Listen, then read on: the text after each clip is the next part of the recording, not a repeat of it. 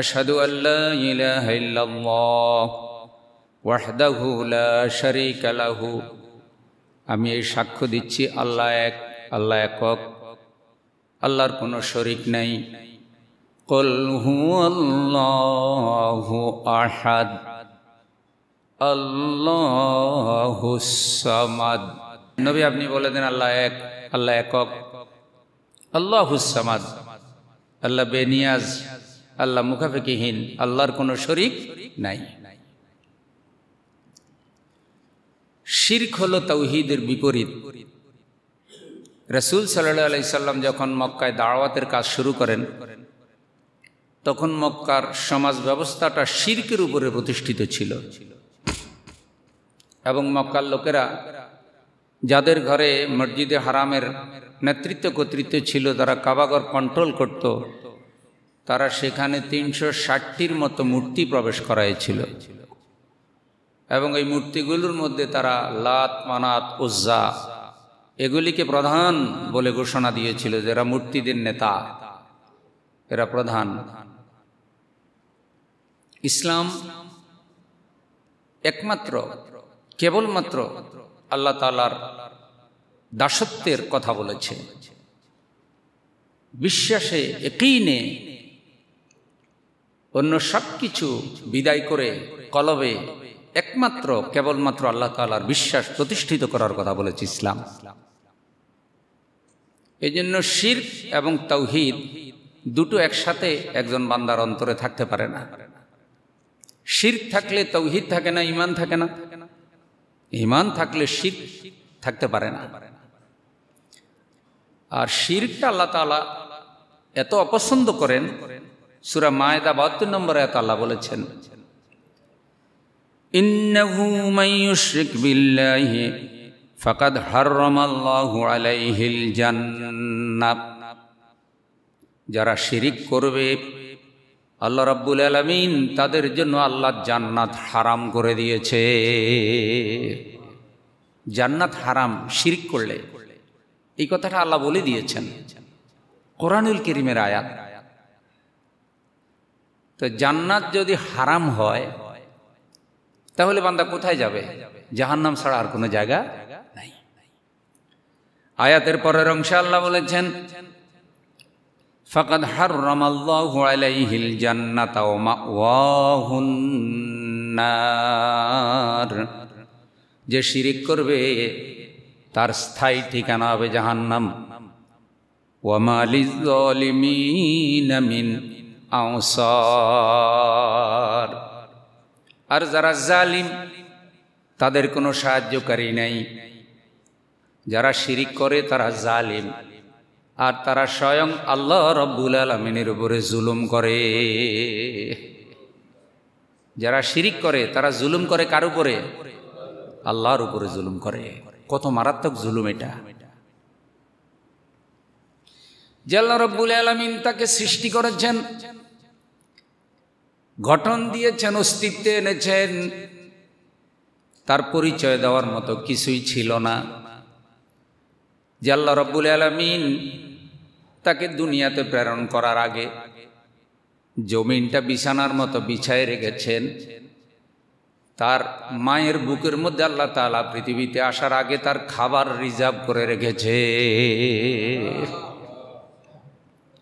যে আল্লাহ রাব্বুল আলামিন বড় আদর করে যত্ন করে তাকে বানিয়েছে, সে আল্লাহ রাব্বুল আলামিনের সাথে প্রতিমাকে শিরিক করে, সে আল্লাহ রাব্বুল আলামিনের সাথে অন্য কাউকে অংশীদার স্থাপন করে। এজন্য আল্লাহ বলছেন, এটা আমার উপরে জুলুম। যারা আমার উপরে জুলুম করবে তারা কখনো আমার জান্নাতে যেতে পারে না। আল্লাহ আমাদেরকে এই জুলুম থেকে হেফাজত করুন, আমরা যেন জুলুম না করি। শুধু একজনের বাড়িঘর জোর করে দখল করা এটাই জুলুম না। কারো উপরে অন্যায়ভাবে প্রভাব বিস্তার করা এটাই জুলুম না। বরং যারা আল্লাহর সাথে শিরিক করে তারা আল্লাহর উপরে জুলুম করে। সূরা আন-নিসা ১১৬ নম্বর আয়াতে আল্লাহ বলেন, ইন্নাল্লাহা লা ইয়াগফিরু আন ইউশরাকা বিহি ويغفر ما دون ذلك لمن يشاء। নিঃসন্দেহে যেই ব্যক্তি শিরিক করবে আল্লাহ তাআলা শিরকের পাপ ক্ষমা করবেন না। শিরিক ব্যতীত আমল নামায় যত পাপ থাকবে আল্লাহ রাব্বুল আলামিন সব পাপ ক্ষমা করে দেবে।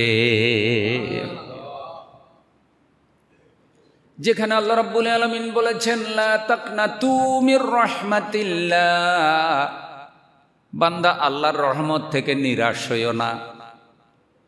বান্দা যখন আল্লাহকে একটা বার আল্লাহ বলে ডাক দেয় আল্লাহ 70 বার বান্দার জবাব দেয়, বান্দারে কি চাও আমি আল্লাহ তোমার দেওয়ার জন্য হাজির। দয়া মায়া করুণা কি আল্লাহ তাআলা 100 ভাগ করেছেন, 99 ভাগ দয়া মায়া আল্লাহ নিজের কাছে রেখেছেন, আর 1 ভাগ দয়া মায়া অগণিত লক্ষ লক্ষ মখলুকাতের মধ্যে আল্লাহ ভাগ করে দিয়েছেন। ওই 1 ভাগ দয়া মায়া এর একটা অংশ মানুষ পেয়েছে, একটা অংশ অন্যান্য জীবজন্তু কীটপতঙ্গ পেয়েছে। বান্দা যদি আল্লাহর দিকে 4 আঙ্গুল অগ্রসর হয় আল্লাহর রহমত বান্দার দিকে 1 বিঘতে গিয়ে আসে। বান্দা যদি আল্লাহর দিকে 1 বিঘতে গিয়ে আসে আল্লাহর রহমত বান্দার দিকে 1 হাতে গিয়ে যায়। বান্দা যদি আল্লাহর দিকে পায়ে হেঁটে এগিয়ে যায় আল্লাহর রহমত বান্দার দিকে দৌড়াই আসে। একটা ছোট্ট বাচ্চা হতে পারে আপনার নাতি অথবা আপনার সন্তান অথবা আপনার ভাগিনা ভাস্তা, যে কোনো আত্মীয়, সে যখন আস্তে আস্তে করে হাঁটে আর আপনার দিকে দৌড়াইয়ে আসে, আপনি আশঙ্কা করতেছেন সে এখনো ভালো করে হাঁটতে পারে না, পড়ে যেতে পারে। সে 1 কদম এগিয়ে আসলে আপনি মহব্বতের সাথে 10 কদম আগাইয়া গিয়ে বাচ্চাকে জড়াইয়া ধরে কোলে উঠাইয়া নেন। বান্দা যখন গুনাহ করে আর আল্লাহর দিকে যখন এগিয়ে আসে, তওবা করে, আল্লাহর কাছে যখন ক্ষমা চায়, আল্লাহর রহমত বান্দাকে এভাবে কোলে উঠাইয়া নেয়। সুবহানাল্লাহ। যে আল্লাহ বলেছেন লা তাকনাতু মির রাহমাতিল্লাহ, আল্লাহর রহমত থেকে বান্দা নিরাশ হইও না। সে আল্লাহ তাআলা বলছে আমি সকল পাপ ক্ষমা করব, কিন্তু শিরকের পাপ আমি আল্লাহ ক্ষমা করব না। তাহলে এটা কত মারাত্মক পাপ। কোরআনুল কারীমে আল্লাহ আগেই বলে দিয়েছে শিরকের পাপ আমি ক্ষমা করব না। ওয়া মান ইউশরিক বিল্লাহ ফাকাদ দাল্লা দালালাম বাঈদা, যেই ব্যক্তি শিরিক করলো সে বড় রকমের গোমরা হয়ে গেল এবং আল্লাহর রহমত থেকে সে বঞ্চিত হয়ে গেল, বড় ধরনের গোমরা হয়ে গেল। সামনে কোরবানি আসতেছে, আল্লাহ যাদেরকে সামর্থ্য দিয়েছে তারা কোরবানি করবে। আল্লাহ সকলের কোরবানি কবুল করুন। কোরবানির পশু জবাই করার আগে আপনিও দোয়া পড়েন, সে দোয়ার মধ্যেও কিন্তু এই কথাটা আছে, ইন্নী ওয়াজ্জাহতু ওয়াজহিয়া লিল্লাযী ফাতারাস সামাওয়াতি ওয়াল আরদা হানিফাও ওয়া মা আনা মিনাল মুশরিকিন। নিঃসন্দেহে আমি আমার চেহারা ফিরালাম ওই আল্লাহর দিকে, যে আল্লাহর বড়ত্ব, প্রভুত্ব, ক্ষমতা, কর্তৃত্ব কুল কায়নাতের সব জায়গায় প্রতিষ্ঠিত। সে আল্লাহর দিকে আমি আমার চেহারা ফিরালাম, যিনি আসমান এবং জমিন সব কিছু সৃষ্টি করেছেন। আসমান জমিন সৃষ্টি করার ক্ষমতা দুনিয়ার আর কারো নাই, একমাত্র যিনি বানিয়েছেন তিনি কে? এই পুরা সৃষ্টি জগতে আল্লাহর কোনো সাহায্যকারী নাই, তিনি কারো সাহায্যের মুখাপেক্ষী না, সবাই আল্লাহর সাহায্যের মুখাপেক্ষী।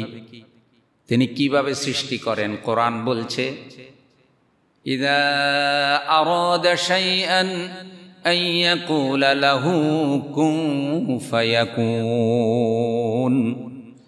তিনি যখন কোনো কিছু করার ইচ্ছা করেন তিনি বলেন হও, বলার সাথে সাথে 1 সেকেন্ডও দেরি হয় না, তা হয়ে যায়। সুবহানাল্লাহ। সে আল্লাহ রাব্বুল আলামিন দয়া মায়া করুণাকে সৃষ্টি করেছেন।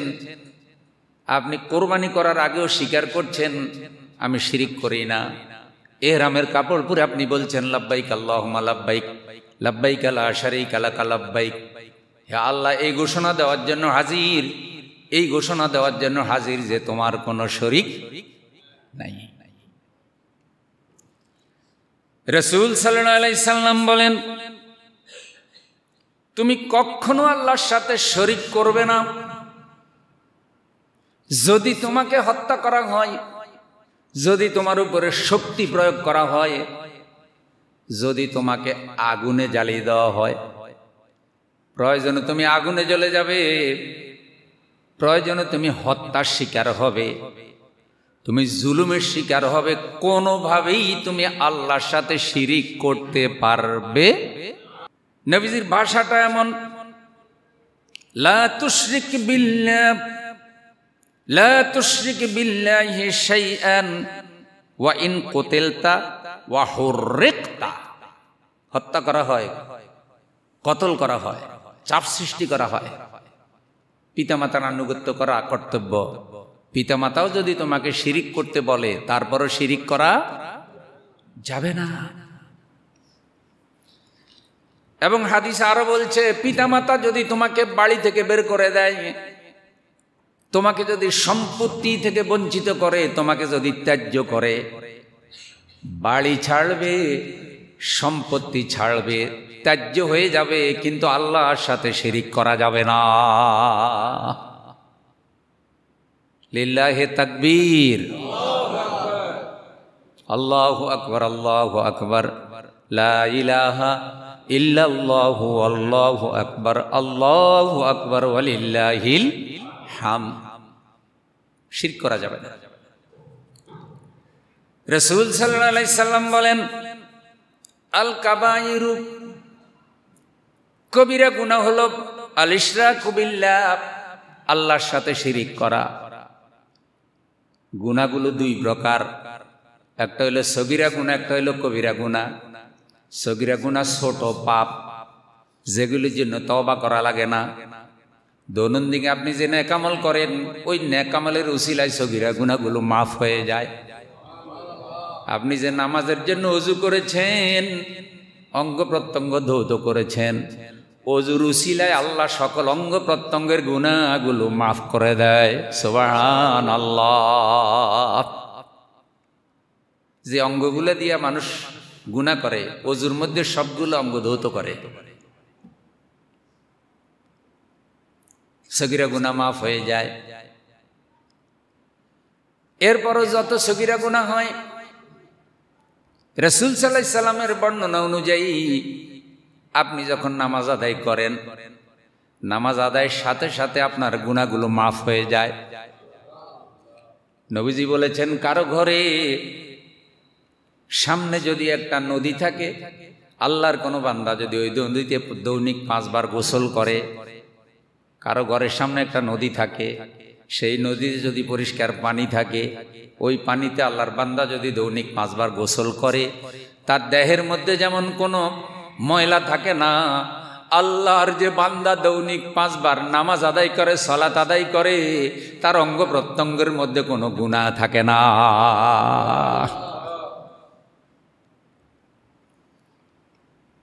সগীরা গুনাহ মাফ হয়ে যায়। কিন্তু কবিরা গুনাহ, আমার বন্ধু, কবিরা গুনাহ তওবা ছাড়া কখনো মাফ হয় না। তওবা হইল অতীতের অনুশোচনা, ভবিষ্যতে গুনাহ না করার ওয়াদা, এটার নাম হলো তওবা। নবীজি বলেছেন, কবিরা গুনার মধ্যে যদি সিরিয়াল করেন, সবচাইতে বড় কবিরা গুনার নাম হলো শিরিক। ক্লাসে যেটা ভালো ছাত্র, তার রোল নম্বর কত? ঘুমাইতেছেন নি কেন? তার রোল নম্বর 1। সে সব দিক দিয়ে ভালো, রোল নম্বর 1। গুনার মধ্যে যেটা সবসাথে ভয়ঙ্কর, সেটার রোল নম্বর 1। আর ওইটা হইল শিরিক। আপনি মদ খাইছেন, মিথ্যা কথা বলছেন, মানুষ মার্ডার করছেন, কারো জায়গা জমি দখল করছেন, অনেক পাপ করছেন। এ পাপের যদি সিরিয়াল করেন, 1 নম্বরে হইল শিরিক। শিরিকের থেকে বড় পাপ এই দুনিয়ায় আর নাই। বুঝছেন হাজী সাহেব? এহরামের কাপড় পরছো, আগে স্বীকার করো লা শারিকা লাক, তোমার কোনো শরীক। আর গরিব মানুষ তো আর হজে যায় না, হজে যায় ধনী মানুষ, হজে যায় নেতারা, প্রভাবশালীরা, জাতির পরিচালকরা, সমাজের পরিচালকরা, তারাই তো হজে যায়। আল্লাহ তাদেরকেই শপথ বাক্য পড়াইয়া দেয়, বলো নিজে শিরিক করবে না, তোমার অধীনে যারা আছে তাদেরকে দিয়েও শিরিক করাবে না। এটা তলবিয়ার প্রতিপাদ্য বিষয়। জাহিলি যুগের লোকেরাও কাবাগর তওয়াফ করত, মক্কার পাশে উকাজের মেলা বসত, সেখান থেকে তারা পাপ করে কাবাগরে এসে তওয়াফ করত, কাপড় পরত না। লোকেরা প্রশ্ন করত, লাব্বাইক লাব্বাইক বলতেছো, কাবাগর তওয়াফ করতেছো, কাপড় পরো না কেন? বলছে অনেক পাপ করে ফেলেছি, অনেক গুনাহ করে ফেলেছি। আল্লাহ যেদিন মায়ের পেটে থেকে পাঠিয়েছে সেদিন তো পরনে কাপড় ছিল না, তাই লাব্বাইক লাব্বাইক বলতে বলতে আল্লাহর দরবারে হাজির হয়েছি। কাপড় পরে আসলে বেয়াদবি হবে, নাউজুবিল্লাহ বলে। কাপড় পরলে নাকি এটা বেয়াদবি হবে, অভদ্রতা হবে। মানে পাপীদের যুক্তি উল্টা যুক্তি করে, পাপ আবার পাপের পক্ষে যুক্তি দেয়, এমন পাপী আছে না নাই? করে পাপ আর পাপের পক্ষে, পাপকে বৈধ করার জন্য, অপরাধকে বৈধ করার জন্য কত যুক্তি, কত বিবৃতি, কত মিডিয়া, কত সাক্ষী, কত সামসা সব দাঁড় করাই দিছে যে আমি যে পাপ করছি এটারে বৈধ করাবি, মানুষকে এটাকে স্বীকার করাবি যে এটা ঠিক।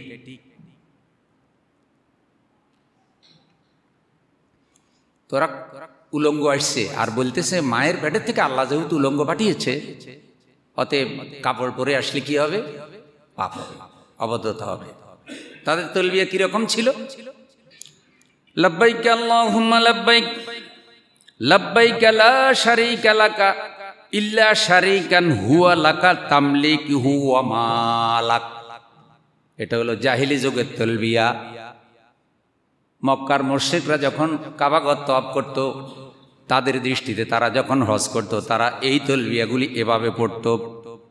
এই তলবিয়ার তাৎপর্য কি? এই তলবিয়ার তাৎপর্য হলো তোমার কোনো শরীক নাই, এই ঘোষণা দেওয়ার জন্য হাজির হয়েছি। কিন্তু যে তোমার আপন সে তোমার শরীক, তুমিও তার শরীক এবং তুমি তার মালিকও বটে। তোমার কোনো শরীক নেই, কিন্তু যে তোমার আপন সে তোমার শরীক, তুমি তার শরীক। তো তোমার আপনকে, তোমার আপন হলো লাত, মানাত, উজ্জা, এই যে 360 খোদা আমরা যে কাবাগরে ডুবেছি, এগুলা সব আকাশের আল্লাহর আপন। এটা তাদের যুক্তি যে আল্লাহ একলা একলা পৃথিবীটা কন্ট্রোল করতে পারে না, তো তাই আল্লাহর কিছু সহকারী লাগে। তো সহকারীকে সহকারী লাত, মানাত, উজ্জা, হুবাল আর ওদের সেলা ফেলা কাবাগরে যে 360টা আছে, এগুলো আল্লাহরের সহযোগিতা করে। কেমনে? এটা বিদ্যা কন্ট্রোল করে, এটা আগুন কন্ট্রোল করে, এটা পানি কন্ট্রোল করে, এটা বন্যা কন্ট্রোল করে, এটা অমুকের পাপ ক্ষমা করে। এই ডিপার্টমেন্ট, খোদাদের ডিপার্টমেন্ট আলাদা, এক এক ডিপার্টমেন্টের দায়িত্ব এক এক খোদায় পালন করে। এটা বিদ্যার খোদা, এটা ধনের খোদা, এটা বিপদ মুসিবত দূর করার খোদা। নাউজুবিল্লাহ বলবেন না? কিন্তু আমাদের বিশ্বাস হলো লা ইলাহা, সব কার হাতে? এক আল্লাহ কন্ট্রোল করে সব। এখন এরা 360টা আল্লাহ শরীক বানাইয়া কয়, এই কয়টাই তোমার শরীক, আর কেউ নেই। আচ্ছা, এখন তো 360টা শরীক আল্লাহর বানাইলে আর শরীকের দরকার আসেনি? এইভাবে প্রচুর শিরিক আমাদের দেশেও বন্ধু আছে। আমি শিরকের বিস্তারিত আলোচনায় গেলে আমার সময় শেষ হয়ে যাচ্ছে। কোরবানি নিয়ে একটু কথা বলবো, কোরবানিও চলে আসছে। সমাজের রন্ধ্রে রন্ধ্রে শিরিক প্রবেশ করেছে। হযরতে লোকমান, তিনি নবী ছিলেন না, আল্লাহর ওলি ছিলেন, কিন্তু একজন জ্ঞানী মানুষ ছিলেন যাকে বলা হয় লোকমান হাকিম। তিনি তার পরিবার পরিজন ছেলে মেয়েকে নসিহত করেছেন। সেই নসিহত আল্লাহ তাআলার এত পছন্দ হয়েছে, আল্লাহর একজন জ্ঞানী বান্দা কিন্তু সূরা লোকমান নামে আল্লাহ তার নামে কোরআনুল কারীমে একটা সূরা অবতীর্ণ করেছেন। সুবহানাল্লাহ। আমাদের এই সুজন হাউজিং এর লোকমান ভাই না, এই লোকমান হইল, ওনার পরিচয় সম্পর্কে তাফসীরে আছে বর্ণনা।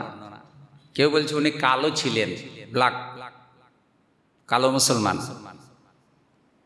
আফ্রিকার যে মুসলমানরা যেরকম কালো এরকম, কিন্তু দিলের মধ্যে এলেম ছিল। আর পরিবার পরিজনকে একজন গার্জিয়ান কি নসিহত করা উচিত সেটা সূরা লোকমান থেকে কিন্তু শিক্ষা পাওয়া যায়। হযরত লোকমান তার ছেলেকে যে নসিহতগুলো করেছেন সূরা লোকমানে ধারাবাহিকভাবে সবগুলা নসিহত আছে। তার মধ্যে একটা নসিহত তিনি তার ছেলেকে কিভাবে বলতেছেন আল্লাহ কোরআনুল কারীমে রেখে দিয়েছেন। ওয়া ইয ক্বালা লুকমানু লিইবনিহি ওয়া হুয়া ইয়াইযুহু ইয়া বুনাইয়া লা তুশরিক বিল্লাহ ইন্নাশ শিরকা লাযুলমুন আযীম। ও আমার কলিজার টুকরা সন্তান, লা তুশরিক বিল্লাহ, আল্লাহর সাথে কাউকে শরীক করো না। ইন্নাশ শিরকা লাযুলমুন আযীম, শিরিক হলো জমিনের মধ্যে সবচাইতে বড় জুলুম। সূরা নিসার 36 নম্বর আয়াতে আল্লাহ তাআলা বলেন, ওয়াবুদুল্লাহ ওয়ালা তুশরিকু বিহি শাইআ, আল্লাহর ইবাদত করো বান্দা, খবরদার আল্লাহর সাথে কাউকে শরীক করো না। সূরা আর-রা'দ 36 নম্বর আয়াতে আল্লাহ তাআলা বলেন, কুল ইন্নামা উমিরতু আন আ'বুদাল্লাহা ওয়ালা উশরিকা বিহি শাইআ। নবী আপনি বলে দেন, ইন্নামা উমিরতু আন আ'বুদাল্লাহ, আমি আদিষ্ট হয়েছি আল্লাহর পক্ষ থেকে, আমি যেন একমাত্র কেবলমাত্র আল্লাহর জন্য ইবাদত করি, আর আল্লাহর সাথে আমি যেন অন্য কাউকে শরীক না করি।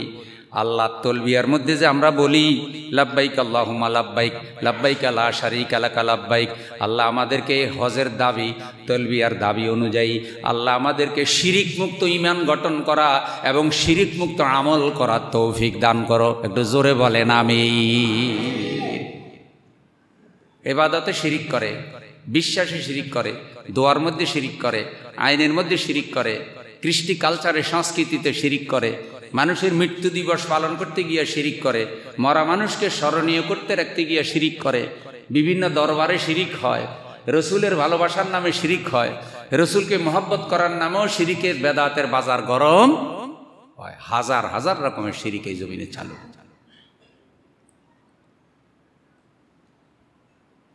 এরপরে বান্দা বলে, ইন্নাল হামদা ওয়ান নি'মাতা লাকা ওয়াল মুলক, আল্লাহ আমি জীবনে যত প্রশংসা করি সব তোমার। বলুন তো প্রশংসা কার? আল্লাহ।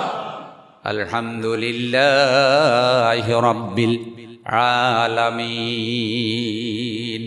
যত শব্দ দ্বারা আল্লাহর প্রশংসা করা যায়, আলহামদুলিল্লাহ থেকে দামি শব্দ আর একটাও নাই। এ কারণে আল্লাহ রাব্বুল আলামিন কোরআনুল কারীম আলহামদুলিল্লাহ শব্দ দিয়ে শুরু করেছেন। সুবহানাল্লাহ। আমাদের আব্বা আদম আলাইহিস সালাম, আল্লাহ যখন তাকে রূহ দিলেন, রূহ পাওয়ার পর তিনি হাসি দিলেন, হাসি দিয়েই তিনি প্রথম শব্দটা বললেন আলহামদুলিল্লাহ। আদম আলাইহিস সালামের প্রথম বক্তব্য, প্রথম ভাষা যেটা দিয়ে তিনি পৃথিবীতে কথা বলা শুরু করেছেন, সেই শব্দটা ছিল আলহামদুলিল্লাহ। বন্ধু, রসুলের প্রশংসা করা কেউ হাম বলে না। হাম শব্দটা আল্লাহর জন্য খাস। রসুল সাল্লাল্লাহু আলাইহি সাল্লামের প্রশংসা করাকে নাত বলে। নাতে রসুল হামদে বারি তাআলা, হামদে বেহদ মরখুদায়ে পাকেরা, आके ईमा दादे मुश्ते खाकरा, आके फरमा कर दे कहरश बादेरा, तासा जाए कर दे कौमे आदेरा। এগুলো ফার্সি কবিতা। ফরিদুদ্দিন আত্তার রাহিমাহুল্লাহ ফার্সি ভাষা আল্লাহর প্রশংসা করছে, গুণগান করছে। তারা যখনই কোনো কিছু করতেন, ভালো কাজ শুরু করতেন, প্রশংসা করতেন কার? আল্লাহর প্রশংসা জমিনে কার্যকর করা। মানুষ এখন বিভিন্ন স্টাইলে প্রশংসা করে, নিজের প্রশংসা করে, বাপ দাদার প্রশংসা করে, দলের প্রশংসা করে, নেতা নেত্রীর প্রশংসা করে, এলাকার প্রশংসা করে, জমিনের প্রশংসা করে, নদীর প্রশংসা করে, সাগরের প্রশংসা করে, পাহাড় পর্বতের প্রশংসা করে। কিন্তু এই সবের মধ্যে এই সব গুণ যিনি দিয়েছেন তিনি কে? তাহলে আল্লাহর প্রশংসা করে না। গান বানাইছে রূপালী নদী রে, রূপ দেখা তোর হইয়াছি পাগল। রূপালী নদী রে, রূপ দেখা তোর হইয়াছি পাগল। নদীর মধ্যে এই রূপ কে দিয়েছে? তাহলে পাগল কি নদীর হওয়া উচিত না আল্লাহর হওয়া উচিত? আল্লাহরে তো চিনে না, নদীর পাগল।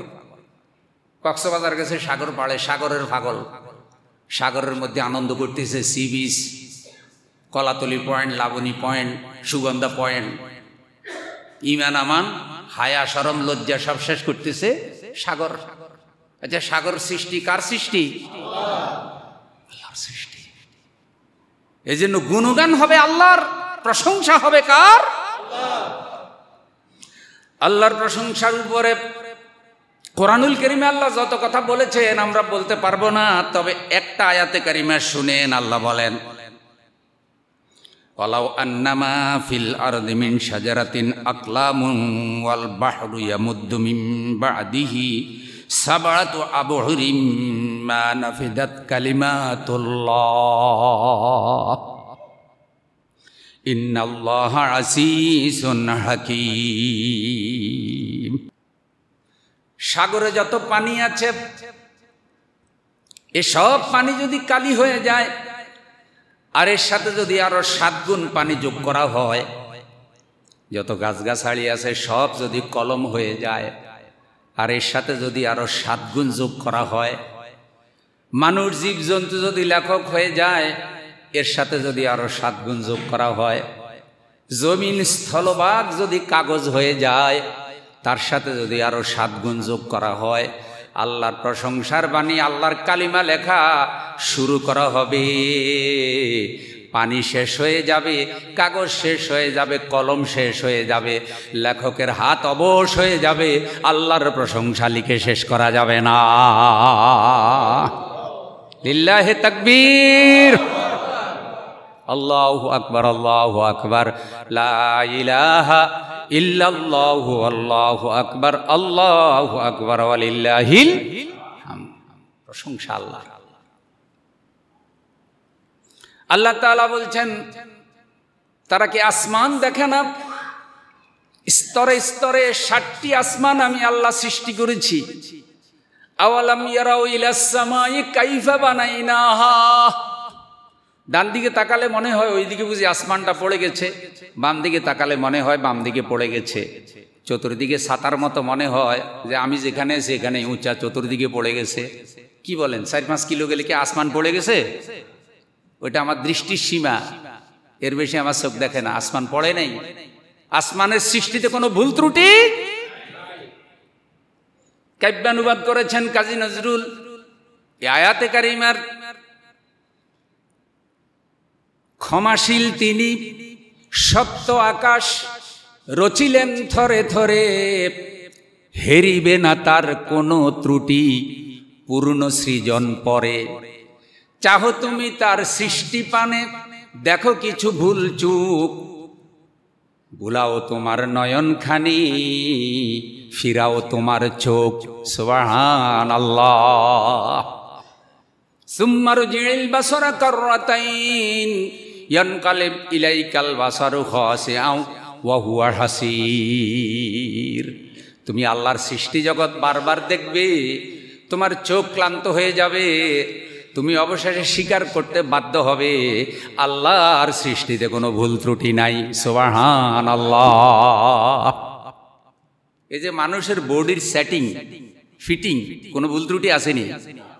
হ্যাঁ, কোন জায়গায় কবজা দিতে হবে, কোন জায়গার হাড় মোটা করতে হবে, কোন জায়গার হাড় চিকন করতে হবে, পরিকল্পনা কার?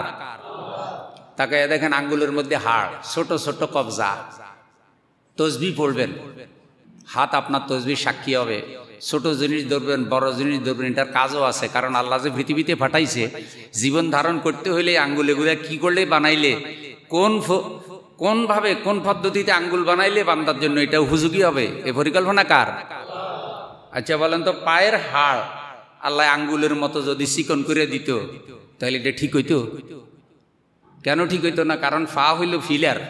এই যে মসজিদের ফিলার দেখছেন, ফিলারের রড আর এই ফাঁসে যে সাইডের রড, এটা কি সমান? ফিলারের রড মোটা, কারণ 5 তলা যদি ফাউন্ডেশন হয় তাহলে রডও কি সেই লোড ধারণ করার মতো। তো এখন পুরাটা বডির লোড ধারণ করবে পা, এ কারণে পায়ের হাড় আল্লাহ রডের চাইতে মোটা করে দিছে। সুবহানাল্লাহ বলবেন না? সৃষ্টিতে কোনো ভুল ত্রুটি? তাহলে প্রশংসা কার? ইন্নাল হামদা ওয়ান নি'মাতা লাকা ওয়াল মুলক, আল্লাহ প্রশংসা সব তোমার। নিয়ামত ভোগ করি, তোমার চোখে যা দেখি সব নিয়ামত। আলো বাতাস নিয়ামত, খাবার দাবার নিয়ামত, দেহ নিয়ামত, চোখ নিয়ামত, ঘরবাড়ি নিয়ামত। এই নিয়ামতের মধ্যে মজা জেনে দিয়েছেন তিনি কে? ইন তাউদ্দু নি'মাতাল্লাহি লা তুহসুহা, আল্লাহর নিয়ামত যদি গণনা করা শুরু করো, গুনতে গুনতে ক্লান্ত হয়ে যাবে, নিয়ামত গণনা করে শেষ করতে পারবে না। সুবহানাল্লাহ। ভাইজান, কারেন্টের লাইট জ্বালাইলে বিল দেওয়া লাগেনি? কথা কর না কেন? বিল দেওয়া লাগে। কিন্তু সূর্যের আলো যে আলো নিতেছি এই 70-80 বছর যাবত, আল্লাহর বিল কয় টাকা দিচ্ছেন?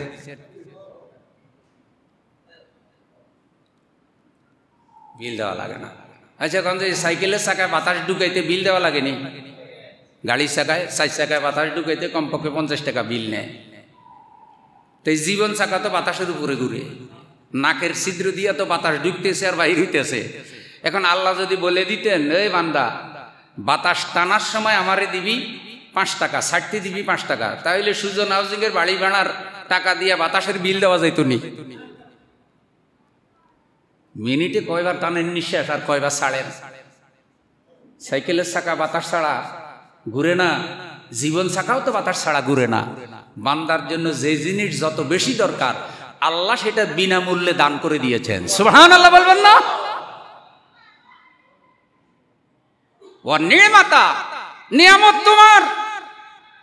ফকির বেশে এসেছি, গদি ছেড়ে এসেছি, আরামের বাড়ি ছেড়ে এসেছি। আয় আল্লাহ, আমি মেম্বার, আমি চেয়ারম্যান, আমি প্রভাবশালী, আমি বাড়িওয়ালা, আমি কোটিপতি, আমি ম্যানেজিং ডাইরেক্টর, আমি বড় হুজুর, আমি বড় পীর, আমার কোনো পরিচয় নাই। আল্লাহ, আমি তোমার গোলাম, তোমার কাছে হাজির হয়েছি আল্লাহ ফকির বেশে। মরার আগে আমি মৃতের পোশাক, কাফনের কাপড় যেন পরেছি। আমার পরনে এক টুকরা সাদা কাপড়, আমার গায়ের মধ্যে এক টুকরা সাদা কাপড়, আমার চুল এলোমেলো, আমার চেহারা ধুলা মলিন। আমি আর কিচ্ছু চাই না আল্লাহ, শুধু আমি তোমারে চাই। লাব্বাইক আল্লাহুম্মা লাব্বাইক, আল্লাহ তুমি আমার হাজিরা কবুল করো, হাজিরা কবুল করো। আমি ঘোষণা দিতে আসছি তোমার কোনো শরিক নাই। আমি ঘোষণা দিচ্ছি সকল প্রশংসা তোমার। আমি ঘোষণা দিচ্ছি নিয়ামত সব তোমার, আমি শুধু নিয়ামত ভোগ করি। লাকাওয়াল মুলক, তুমি সকল ক্ষমতার মালিক। বলেন তো সকল ক্ষমতার মালিক কে? এটা যেন মনে থাকে আর কি, যে ক্ষমতার মালিক কিন্তু আল্লাহ। তো ক্ষমতার মালিক আল্লাহর ব্যাখ্যা কি? এর ব্যাখ্যা হইল যে তোমাকে যে আমি বিভিন্ন পদে অধিষ্ঠিত করছি, তুমি আমার বিধিবিধান অনুযায়ী চলবা এবং চালাইবা। আচ্ছা, আপনারা ইমামের ভোট দিছেন, ভোট কি একটা দায়িত্ব? বেহাদাল ইমাম মতওয়াজ্জিয়া নিলা জিহাতিল কাবাতি শরীফাতে আল্লাহু আকবার। এখন ইমামের যে ভোট দিয়ে ইমামতি দিছেন, ইমাম কি স্বাধীন না আল্লাহর আইনের অধীনে? ইমামে চিন্তা করলো সবসময় তো জুমার নামাজ ফরজ 4 রাকাত, 2 রাকাত পড়ি, আজকে 4 রাকাত পড়বো। 4 রাকাত পড়লে ওখানে তেলাওয়াতও বেশি, রুকু বেশি, সেজদা বেশি, জিকির আজগার বেশি, সওয়াবও বেশি। তো তাহলে এখন যদি ইমামে 4 রাকাত শুরু করে যে জুমার নামাজ, আপনারা মানবেন নি? আপনারা পিছন থেকে কি বলবেন? আল্লাহু আকবার, সুবহানাল্লাহ, আল্লাহু আকবার, মানে আল্লাহ বড়। ইমাম সাহেব, আপনার সাথে কোনো আমাদের এই চুক্তি ছিল না। আপনাকে যে আমরা ইমাম হিসাবে নিয়োগ দিছি, কথা ছিল ইসলামী শরীয়ত অনুযায়ী আপনি ইমামতি কি চালাইবেন। আপনি জুমার নামাজ 2 রাকাত ফরজের 4 রাকাত বানায় দিবেন, এই অধিকার তো আমরা আপনারে কি? তাইলে ইমাম সাহেব ভদ্রতার সাথে বলতেছি আল্লাহু আকবার, লোকমা দিবে 1 বার, 2 বার, 3 বার। ইমাম যদি স্বৈরাচারী ইমাম হয় আর মুসল্লিদের লোকমার কোনো মূল্যায়নে না দেয়, তাইলে ইমাম চিন্তা করবে আমার কাছে হইলে এখন ইমামতির পাওয়ার, আমি যেভাবে ইচ্ছা এভাবে চালাবো, সবাই আমার কথা শুনতে হবে। শরীয়ত বলে যে না, 3 বার লোকমা দেওয়ার পরে ইমাম যদি এই অন্যায় কাজ কন্টিনিউ করে তাহলে ইমামের পিছনে যে মুসল্লি আছে সাথে সাথে ওই মুসল্লি ইমামের গাঁট ধরে ফেলাবে, দইরা মুসল্লির জায়গায় ইমামের সাইপা ধরে লাগবে, কারণ ছেড়ে দিলে আবার ইমামতির জায়গায় চলে যাবে সৈরাচারী ইমাম। তো সাইপা ধরে কি করবে, পাশের জনরে ধাক্কা দিয়ে বলবে ভাই আগেরটা কিন্তু খুব খারাপ আছিল, শরীয়ত থেকে আল্লাহর আইন থেকে দূরে সরিয়ে গেছে, তুই কিন্তু যাইয়া আল্লাহর আইন অনুযায়ী নামাজ শেষ কর, আমি ওরে ধরে রাখছি।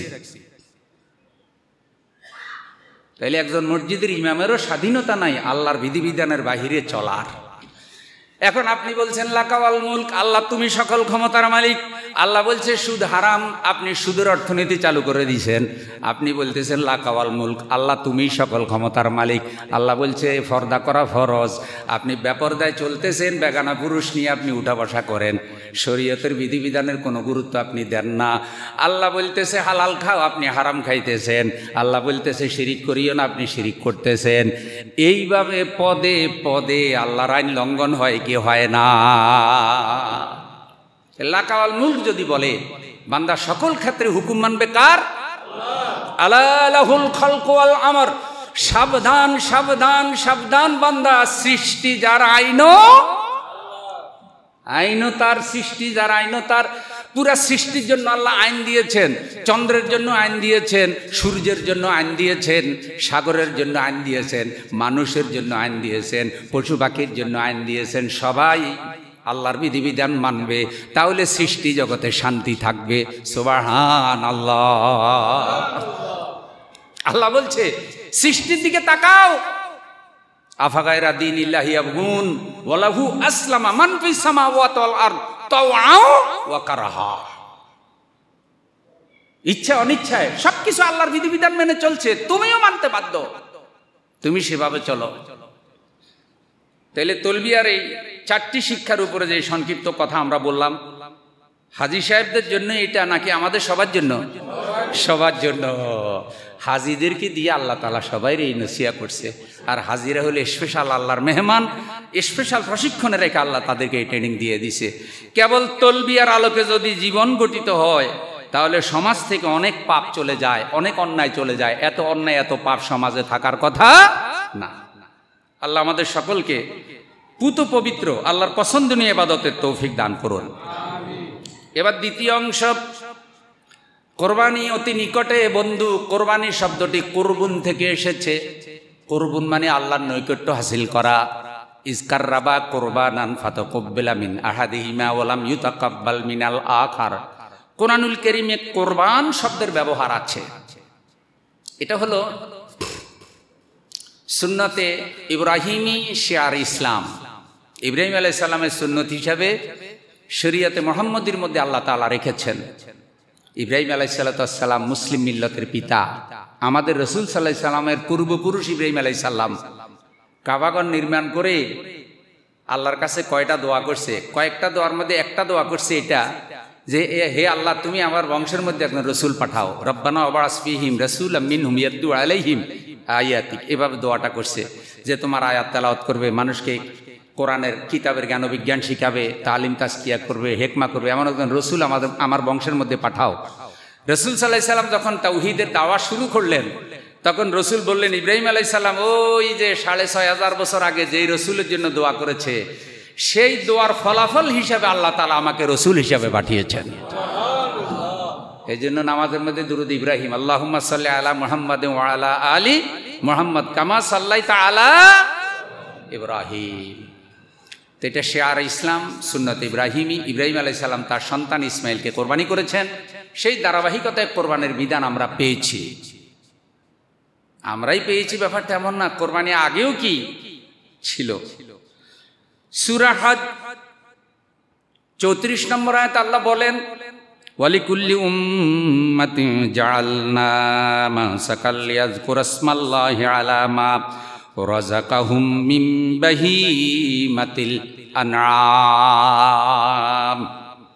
প্রত্যেক জাতির জন্য আমি আল্লাহ কোরবানির বিধান দিয়ে দিয়েছি। জীবনের সৌন্দর্য স্বরূপ আমি আল্লাহ তাদেরকে যে পশু দিয়েছি এই পশুর উপরে যেন তারা আল্লাহর আইন উচ্চারণ করতে পারে, এ কারণে আমি আল্লাহ তাদেরকে কোরবানির বিধান দিয়েছি। সুবহানাল্লাহ। পশু জবাই হয় কার নামে? বিসমিল্লাহে। যে ভগবানের নামে জবাই হইলে খাওয়া যাইবে তো কেমন? কি বলেন, আল্লাহর ভগবান এক না? আচ্ছা, গরু যে আল্লাহর নামে জবাই করবেন, গরু কি হালাল টাকায় কিনতে হবে না হারাম টাকায়? হুজুর দোয়া করিয়েন, গরুটা চুরি করে আনছি, কোরবানি দিব। কি দিবে? আনছে কি করে? মানে কোরবানির সুবাইছে। গরু বাজারে গিয়ে আমি দাঁড়াইছি, গরুওয়ালা আমারে দুঃখ কইল, কয় হুজুর ওই যে একটু আগে গরু নিল বড় সাপ, কয় টাকা দেয় নাই। কে টাকা দিল না কেন, কি হয়েছে? মানে গরু বাজার আনার ক্ষেত্রে ওনার সহযোগিতা আছে, এই জন্য উনি যেহেতু বাজার আইনে দিছে, ওদেরকে হয়রানি করতেছে না, তাই এটার পুরস্কার স্বরূপ, দক্ষিণা স্বরূপ উনি কি নিয়ে গেছে? গরু নিয়ে গেছে। গরু কি করবে? কোরবান দিবে। আচ্ছা, কোন তো এটা কি উচিত? এইভাবেই কিন্তু আল্লাহর বিধানকে আমরা নষ্ট করে ফেলতেছি ভাই। অধিকাংশ মুফাসসির বলছে 10 রাত হলো জিল হজের প্রথম 10 দিন। সুবহানাল্লাহ। এই 10 দিনের ইবাদত সবচেয়ে গুরুত্বপূর্ণ ইবাদত। তাহলে একটা ইবাদত হলো তাকবীর। যখনই চাঁদ উঠবে তাকবীর শুরু করবেন। 9 তারিখ ফজর থেকে 13 তারিখ আসর পর্যন্ত তো পড়বেনই। এছাড়াও জিল হজের প্রথম 10 দিনে তাকবীর বেশি পড়বেন। আল্লাহু আকবার, আল্লাহু আকবার, আল্লাহু আকবার, আল্লাহু আকবার, লা ইলাহা ইল্লাল্লাহু, আল্লাহু আকবার, আল্লাহু আকবার, লিল্লাহিল। দ্বিতীয় হইল পারলে রোজা রাখবেন। 9 তারিখ 10 তারিখ আরাফার দিন তো রাখবেনই। আমাদের যেহেতু 9, 8 নিয়া সৌদি আরব বাংলাদেশ নিয়ে একটু মতবিরোধ আছে, বিভিন্ন ওলামা একরাম বিভিন্ন কথা বলেন। তো 8 তারিখ আর 9 তারিখ 2 দিন রোজা রাখলে আর কোনো অসুবিধা নাই। রাখবেন তো ইনশাআল্লাহ। আর যারা পারেন রোজা রাখার অভ্যাস আছে, তারা 1 তারিখ থেকে 9 তারিখ পর্যন্তই রোজা রাখবেন। রাসূল সাল্লাল্লাহু আলাইহি সাল্লাম এইসব রোজাকে লাইলাতুল কদরের সমান সমপরিমাণ সওয়াব বলেছেন। জিকির আজকার করবেন, কোরআন তেলাওয়াত করবেন, আল্লাহর রাস্তায় কিছু দান সদকা করবেন, তাসবিহ তাহলিল করবেন, আল্লাহু আকবার, সুবহানাল্লাহ, আলহামদুলিল্লাহ, লা ইলাহা ইল্লাল্লাহ, এইসব জিকির আজকারগুলো বেশি বেশি করে করবেন ইনশাআল্লাহ। ইনশাআল্লাহ। আর কোরবানির পশু কিনবেন, ভালো পশুটা কিনতে চেষ্টা করবেন, হালাল টাকায় কোরবানি করবেন। মনে রাখবেন, এক গরুতে 7 জনও কোরবানি দেওয়া সুযোগ আছে। অতএব নিজের মর্যাদা সম্মান নষ্ট হবে, এই জন্য একটা গরু দিতে না পারলে কোরবানি করব না, এই নীতি অনুসরণ করা উচিত নয়। অনেকেই কিন্তু এরকম করে, কয় হুজুর টাকা পয়সা না, একটা গরু কিনতে পারবে না, তো কোরবানি করি নাই। গরু কিনতে পারে না, কিন্তু ছাগল কেন কিনলেন না? রাসূল সাল্লাল্লাহু আলাইহি সাল্লাম নিজে ছাগল দুম্বা কোরবানি দিছে না? তো রসুল নিজে যদি ছাগল বেড়া দুম্বা কোরবানি দিতে পারে, আমারে শুধু গরুই দিতে হবে, কোথায় পাওয়া গেল? সামর্থ্য থাকলে গরু দিবেন, সামর্থ্য না থাকলে ছাগল দিবেন। গোস্ত খাওয়া উদ্দেশ্য না, আল্লাহর হুকুম মানা। তো আল্লাহর হুকুম যদি ছাগল দিয়ে আদায় হয়, ছাগল দিয়ে দেবেন। গরু হলে গরু দিবেন। একলা যদি গরু কিনতে না পারেন, শরীয়ত বলছে 7 জনে দেবেন, তাও দিবেন। ওই 7 জনে কোরবানি দিয়ে কি বলবো, ফাঁসের বাড়িওয়ালার সমালোচনা করবো, দেখছিনি 7 জনে একটা গরু দিছে। আল্লাহর হুকুমের ফাঁসের বাড়ির সমালোচনার মধ্যে ফালাই দিছে। ফালাইয়া যেহেতু সমালোচনায় পড়া লাগবে, কারণে কোরবানি করে না, এরকম মানুষ আছে না নাই? তো ফাঁসের বাড়ির সমালোচনায় কোরবানি দিলেন না, তো ফেরেশতা যখন ফিডাইব, তখন ফাঁসের বাড়ি এলে কইব নি, ফেরেশতা আমারই ফিডা, কারণ আমার সমালোচনার কারণে এই কোরবানিটা দেয় না। তাহলে আল্লাহর হুকুমের ব্যাপারে কোনো সমালোচনা কি? কারো খুশি নাই। খুশি কার? ছাগলের সামর্থ্য আছে ছাগল দেন, বেড়ার সামর্থ্য আছে বেড়া দেন, খাসির সামর্থ্য আছে খাসি দেন, ফাটার সামর্থ্য আছে ফাটা দেন। ফাটা দিয়েও কোরবান হবে হাদিসে আছে, তবে মুরগি দিয়ে না, মুরগি দিয়ে আবার কোরবানি করে। তারপরে মোষ দেন, ষাঁড় গরু দেন, গাভী দেন। কোনো কারণে যদি গাভীর পেটে বাচ্চা থাকে, আপনি কিনে ফেলাইছেন, শরীয়তকে এটা দিয়েও কোরবানি হইব। শরীয়ত বলে বাচ্চা যদি জীবিত হয়, বাচ্চাও জবাই করে দেন। বাচ্চাও কার রাস্তায়? আল্লাহ। এত সহজ শরীয়ত, আর এটারে বানাইতে বানাইতে এত কঠিন বানাইছে। আল্লাহ সবাইকে কোরবানি করার তৌফিক দান করুন।